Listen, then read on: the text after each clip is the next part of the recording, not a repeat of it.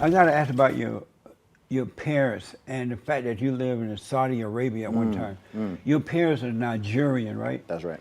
And what is the Nigerian culture like? So, firstly, it's complicated because Nigeria is one of the most ethnically diverse countries in the world. I don't know if you know, just in Nigeria, there's over 500 languages. Really?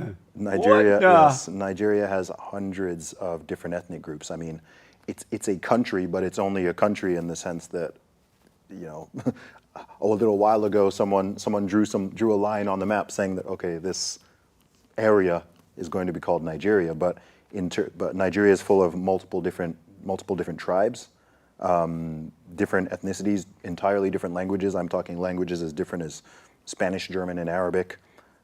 English is the common language of the country. So, yeah, there's a Nigerian culture, I guess you could say, but each individual tribe within Nigeria. So my family's originally from the Igbo tribe. Wow. Each tribe has its own culture, language, traditions, so on. So it's a much more complicated country, actually. Is it a nice place to live? I've never lived in Nigeria myself. Oh, okay. I haven't lived there. I've been there many times to visit, so I haven't lived there. You know, the living standard and general quality of living is far from a country like the UK or the USA. It's still a developing country, and there's pockets of well-developed, you know, fairly wealthy areas. But it's you know, it's an African country. There's real poverty still there. Oh, okay. You know, there's areas of true poverty and deprivation, and a lot of the infrastructure and a lot of the things that people take for granted in the West, even basic things like having constant electricity and not having to worry about the lights, the electricity going out, and you know, having clean running water everywhere. You know, there's still billions of people around the world who don't have that. Are there white people living in Nigeria? A small number. A Not small lot, number? A small number. Are they perceived as white supremacy or racist and all that? No. No. No, not generally. No. So you were born in the UK, though, right? That's right. And so you ended up in Saudi Arabia. And how old were you when you went there? One. Were you? Not even. How long did you stay there? In total, about 19 years. Really? Yeah, about 19 years. But I went to boarding school from the age of 11. I went to boarding school in the UK. So from the age of 11 to 20, I was back and forth multiple times a year between the two countries. So I was still living in Saudi Arabia, but I was going to school in the UK. So it's... So your parents were black, though, right? Pardon? Your parents are black. Right? I assume so. So why would you go to Saudi Arabia? My dad got an opportunity to work there. He's a doctor. Did you like living over there? I loved it, man. I loved it. What did you love about it? The community we lived in was fantastic. Really high quality of living, wonderful people, very clean and safe. They just look after you out there, especially if you live in a country like that, in any of the Gulf countries really as an expat, then they take care of you. They take care of you, they take care of your family. The schools are really good. Really? Communities are great. I had a fantastic set of friends out there. So my memories of Saudi are positive, which sometimes surprises people. And it's mixed with all races over there too? Everything, man, everything. You know, and the reason I want to know about Saudi Arabia is because my only image is what I see on TV. Sure. And I see these people in these big clothes, and I hear this, oh, blah, blah, and it makes me scared. Okay. And like, I can never go there to live, right? But it's not like that at all. I wouldn't say that. I mean, what you're seeing is part of the picture, right? It's it's one of the most Islamic countries in the world, probably 99.9% probably, or at least 99%. And yeah, I mean, that would have been the prayer call that you hear, which sounds throughout. You the hear day. that all over the place, right? If you're in one of the cities, if you're in one of the main cities, you hear. Does it make you nervous? No, not at all. Why would it?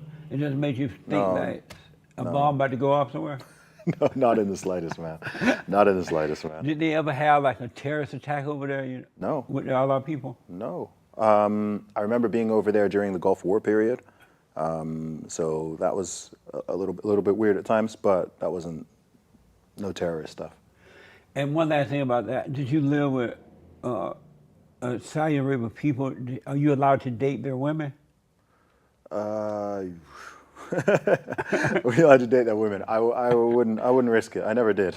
You never did? I never did, no. And you wouldn't risk it?